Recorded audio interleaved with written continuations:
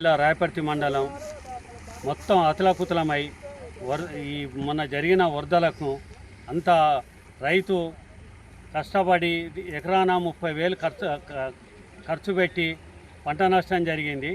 ఇక్కడ వరకు 10,000 ఇస్తామని చెప్పిపోయింది కానీ ఎవరు రాలేదు, చూడలేదు. ఏ అధికారి కూడా రాలేదు, వీళ్ళకి ఎవరు కూడా రాలేదు.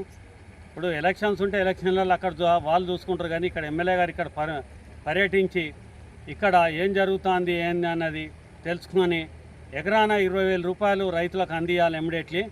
ఎందుకంటే పంట నష్టం, ఎందుకంటే అన్నం పెట్టే రైతన్నను మనం అందరూ ఆదుకుంటేనే మనం బాగుపడుతుంది.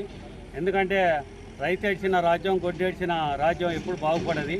కాబట్టి రైతు మనకు అన్నం పెడతాడు, మనల్ని కాపాడుతాడు. ఆ రైతును కాపాడుకునే బాధ్యత ప్రతి ఒక్కరి మీద ఉన్నది. ఇమ్మీడియట్లీ ఎమ్మెల్యే గారు కానీ, కలెక్టర్ గారు కానీ, ఇక్కడ ఉన్న ఎంఆర్ఓ, ఎంపీడీఓ గారు కానీ అందరూ క్షేత్ర స్థాయిలో పరిశీలించి రైతులకు 100% న్యాయం జరిగేటట్టు ఎకరాన్ని 20,000 ఇమ్మీడియట్లీ చెల్లించాలి వీళ్ళకి రైతులకు.